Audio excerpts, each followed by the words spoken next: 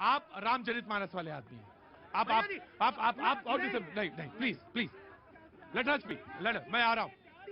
तीर निशाने पे लगा है, इसलिए देख लीजिए कितनी ज्यादा बौखलाहट है। सवाल ये है, चौपाई नहीं पूरी रामचरितमानस सुनेंगे, लेकिन चुपचाप लो लो। प्रतीक जी, मैं आधे घंटे से ज्यादा से वेट कर रही हूँ, मैंने किसी के बीच में नहीं बोला। क्या करते हो अंग्रेज? शाही लोगों के साथ बहस नहीं करती, सीधी सी बात है। मैं यहाँ पर, आपने मुझसे सवाल किया, आप अब जो ज्यादा हल्ला मचाएगा वो जाहिल है।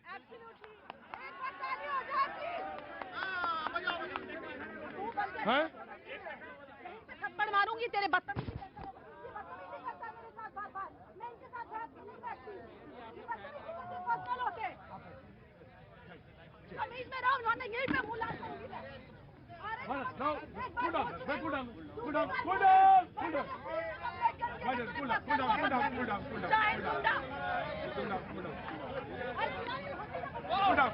सत्यम, मैं क्या बोलूं? मुझे पानी की जरूरत नहीं, उन लोगों को जरूरत है। जी, मैं आपको मना करता हूं बार बार, आप प्लीज चुपचाप रहिए, please. Let's cool down, cool down. जी जी, सत्यम प्लीज। जी देखिए भैया जी, बहुत इंपॉर्टेंट सवाल रखा था प्रभु दयाल जी ने, 2050 का सपना, और हम ये कहना चाहते हैं ये 2023 है, 27 साल बाकी है। और एक महत्वपूर्ण बात यह है कि हिंदुस्तान की जो औसत आयु है वो 27 साल ही है।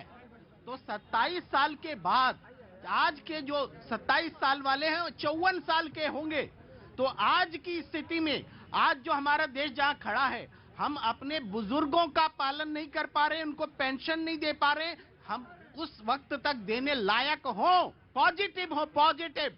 उसके बाद बहुत सारी चीजें हमने तय कर रखी थी कि अमृत काल में 75 साल में हम पूरा करेंगे, सबका छत होगा, सबके घर में पानी होगा, डबल किसानों की आमदनी डबल होगी, बहुत सारी नहीं हुई, कोई बात नहीं है इसके लिए, लेकिन ये प्रयास और लक्ष्य दोनों साथ होना चाहिए। ये जो खाई है अमीरों और गरीबों की, ये जो बढ़ रही है, इसको रोकने का लक्ष्य होना चाहिए। आज जो युवा है, आज हम दुनिया के युवा देशों में हैं, लेकिन आगे नहीं रहेंगे, ये भी बात है, इसकी चिंता हमें करनी होगी। बहुत अच्छी बात कही आपने, बहुत अच्छी डिबेट को आपने टर्न दिया है।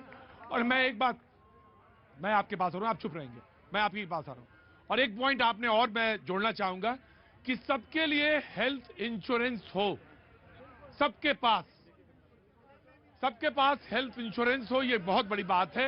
ये भी हमारा सपना होना चाहिए, इसको जल्दी से जल्दी पूर्ण किया जाना चाहिए।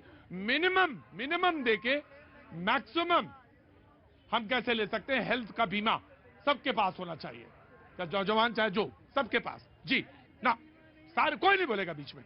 जी देखिए, यहाँ पर महिलाओं के मुद्दों की बात निकली थी, तो महिलाओं को तो कम से कम बात करने दीजिए। जब भी महिलाएं बात कर देती हैं, ये एकदम दौड़ के बात खत्म करने के लिए, बीच में काटने के लिए आ जाते हैं। रही बात, अगर आप उत्तर प्रदेश की बात करें तो वहां पे लॉ एंड ऑर्डर की क्या सिचुएशन है, आप यहां से नोएडा में जाके देख लीजिए, आप रेडी पटरी वालों से बात करके देख लीजिए। अब मैं निकलती हूं तो मेरे ऑफिस के पास वाले कहते हैं कि जब से बाबा जी हैं तो हम अपना काम कर पाते हैं, उससे पहले हम रोड पे बैठ के काम भी नहीं कर पाते थे। ये है यूपी, ये है वहां की व्यवस्था। आप लोग, उससे पहले जब यूपी में महिलाओं पे यौन उत्पीड़न की कार्रवाई होती थी, उसमें FIR ही नहीं होती थी, महिलाओं के मामले दर्ज तक नहीं करने दिए जाते। और ये महिलाओं की बात करेंगे। और आज अगर आप बात करते हैं महिलाओं खिलाड़ियों की, जिनका मुद्दा है, मैं महिलाओं के साथ हूं, चाहे मामला किसी पे भी हो, निष्पक्ष जांच होनी चाहिए। और स्पोर्ट्स मिनिस्ट्री ने निर्देश दिए हैं जांच के। तो आप क्या चाहते हैं कि हर बात में आप राजनीति करेंगे? महिलाओं की बात है, निष्पक्ष बात होनी चाहिए और उनको इंसाफ मिलना चाहिए। जी बिल्कुल, मैं बिल्कुल आ रहा हूं बहन, आ रहा हूं, जस्ट ए मिनट। राजनीति नहीं होगी, मैं आ रहा हूं, 1 by 1 आऊंगा, एक एक करके आऊंगा। जी आप नहीं बोली हैं बिल्कुल शो में।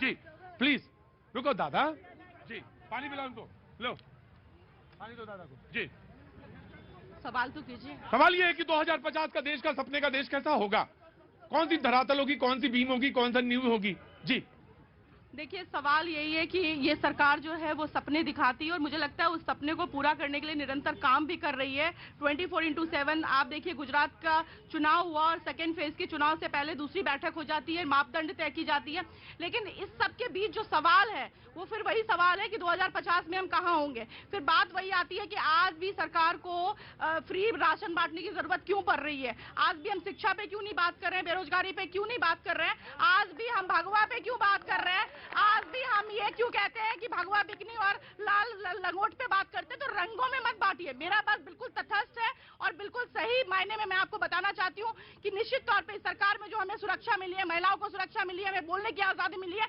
वो सब ठीक है। लेकिन एक चीज और है, उदाहरण ये है कि आज भी जब हम एयरपोर्ट के अंदर जाते हैं और हमें 90 रुपए की पर्ची पहले कटवानी पड़ती है, आपके उबर और कैब के लिए अलग से वो ऐड होता है, तो हमें कहीं ना कहीं लगता है कि इस पे भी बात होनी चाहिए। जिस तरह से सब चीजों की ये बिल्कुल तटस्थ बात मैं कर रही हूँ। बिल्कुल बिल्कुल तटस्थ बात है। बिल्कुल सुप्रिया जी से ये सहमत होते हुए कहता हूं कि आज जो घटना दिल्ली में घटी है, स्वाति मालीवाल जी महिलाओं के समझिए कि महिला अधिकारों के लिए लड़ने वाली दिल्ली महिला आयोग की प्रमुख। राइट, आपने वेरी वेल पॉइंटेड आउट। जी जी, धन्यवाद प्रतीक जी। जल्दी, very देखिए quick। अभी स्वाति मालीवाल जी का इन्होंने नाम लिया, मैं नरेला का विधायक शरद चौहान जी के ऊपर आरोप लगाए थे आम आदमी पार्टी की जो कार्यकर्ता थी सोनी मिश्रा ने, उस पर स्वाति मालीवाल जी ने कार्य